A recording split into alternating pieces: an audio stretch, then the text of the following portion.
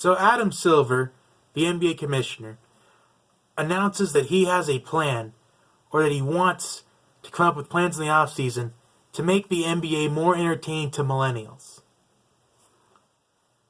Because the NBA is kind of starting to lose ratings, and at least just my personal opinion. The NFL has lost ratings this year, and the NBA is probably going to be next. For simple reasons. One, because the NBA is dominated by the same 2 to 4 teams every single year. All we hear about is the Cavs, the Warriors, Spurs, and the Thunder. That's like the only 4 teams you really hear about nowadays. When I watch SportsCenter, at least there's a segment on Russell Westbrook having another triple-double, about Steph Curry making these unbelievable three-pointers, or LeBron, because ESPN just talks about LeBron all day long. It's almost like he's ESPN's sports or SportsCenter's poster boy. But the reason why the NBA is not really watched is because it's just not interesting. Because so far, I believe the only NBA game I've watched in its entirety from start to finish was last year's NBA Finals Game 7. And that's kind of making a statement. Because I literally cannot watch a full NBA game from start to finish. I have to take a break at some point. Like, I just can't do it. Because half the time you obviously know what's going to happen, because they just show the same teams every single week. Like, mostly they just show the Warriors, or they show the Cavs, or they show the Thunder, maybe even the Spurs. They show the same 4 teams literally all the time, at least once a week, on ESPN. On TNT, I can tolerate, because they kind of like to expand the horizon. Like, sometimes we'll get the Rockets, or sometimes we'll probably get maybe the Mavericks or the Heat at some point, or maybe the Bulls. Sometimes even the Knicks. But surprisingly, nobody really talks about the Knicks, except when it's when Derrick Rose basically went missing and not telling anybody, or they seem like Carmelo wants to trade. I think, being a millennial myself, I feel like most millennials only watch the NBA for LeBron James or Steph Curry. Because if you ask a millennial to name an NBA player, there's almost a 100% chance you're either going to get LeBron James or Steph Curry. Like, you're never going to get a James Harden. You may get a Russell Westbrook every here and there. You'll probably get a Russell Westbrook, maybe about 1 or 2 people. Like, line up, kind of do what I did. Let's kind of do something I did from the San Diego Chargers video yesterday. Except we're using NBA this time. You take 100 millennials. Let's kind of do just 100 millennials. Let's kind of go with let's go with 100 high school students. If you ask to name an NBA player, odds are at least half of them will say LeBron James. Half will probably say Steph Curry. But you may get 1, 2, 3, maybe 4 or 5 that may say Russell Westbrook. Or someone may say Damian Lillard. But I kind of have some ideas to make the NBA better, because I feel like the ratings are kind of going down. And the teams just seem to be dominating each other. Like, there's no competition in the NBA like it used to be.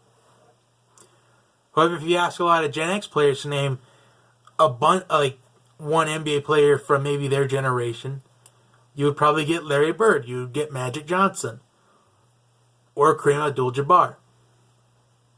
I'll even say they'll get Kobe Bryant. I'll use him.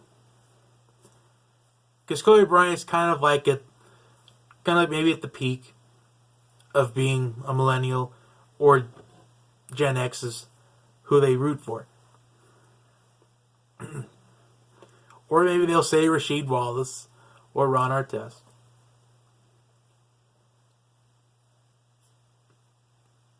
But I have some ideas to make the NBA better, because I feel like there is not really much competition in the NBA. So I kind of have some ideas.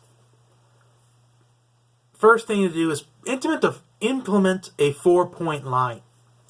I feel like a 4-point line would change the dynamic of the NBA. It'd make teams think a little bit more. It'd make them think. Maybe a 4-point line a little bit behind the 3-point line. Maybe about kind of like where Steph Curry normally tries to shoot. And if other teams try it and they practice it more in practice, it would cause them to think, maybe should we take a 4-pointer? Because at the end of the game, when it's a 4-point game, you can have a possibility of shooting a 4-point shot. And the dynamic for this would be really interesting. I feel like if we saw this maybe starting next season, I feel like you'd see NBA ratings go up a little bit because they want to see what this 4-point line would do. Which kind of leads me to my second idea of what they could start implementing next season. Change the rules on fouling or flopping. Because we've seen flop after flop after flop, typically by LeBron James, typically by maybe other athletes, but mostly LeBron James, we've seen him flopping over the years. We've seen other athletes too. I'm not singling LeBron as being the only player that flops. A lot of players do it. But they got to see what the fouls are and what's a foul and what isn't. Because usually, like when we get to like the playoffs, kind of the fouls are not as... They're more lenient in the playoffs as they know there's more to play for. But kind of they have the whole slap on the hand rule. Like this is a foul now, but it wasn't back in the Michael Jordan days. I feel like if we changed that, I feel like we changed rules on what fouls are, what's a foul, what isn't. I feel like they maybe got to train new NBA referees on what's a foul and what isn't. Especially maybe when players flop. Like I can tell what a flop is and what isn't. Like we can see, let's just say we see Draymond Green trying to posterize LeBron James. Like if Draymond Green actually leads in with contact, if Draymond forces his body on LeBron James, that's charging.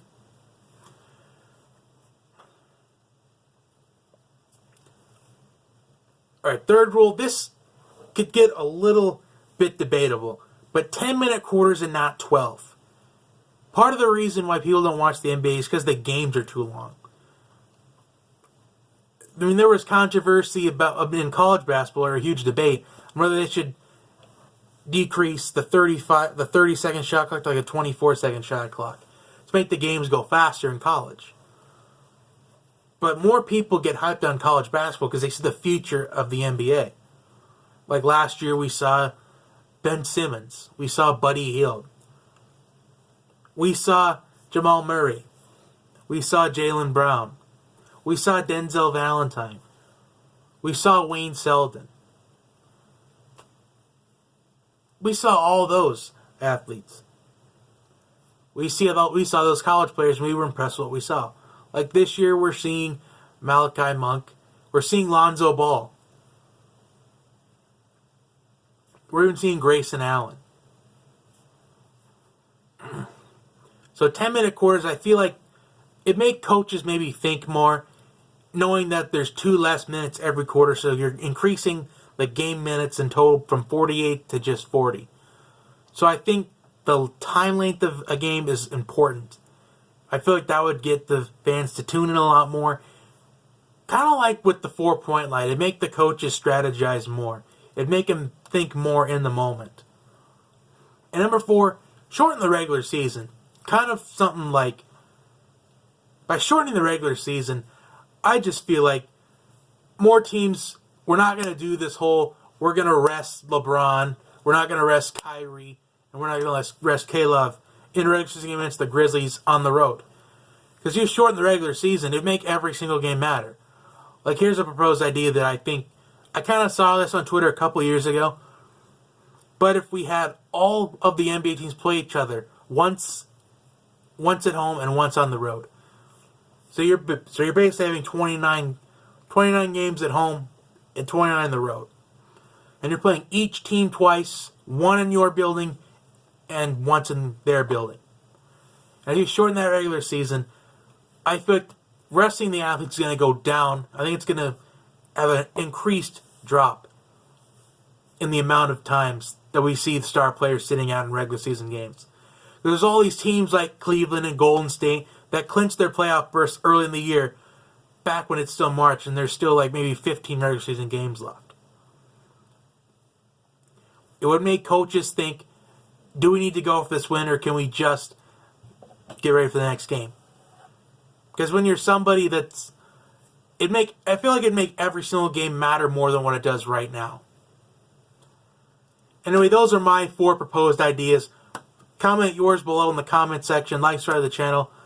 Also, shout out to the athleteshub.org for kind of supporting me this year. Also, follow me on Twitter at JB Talk Sports. Maybe we can talk on Twitter sometimes. Have a great night, everybody. I will see you next time.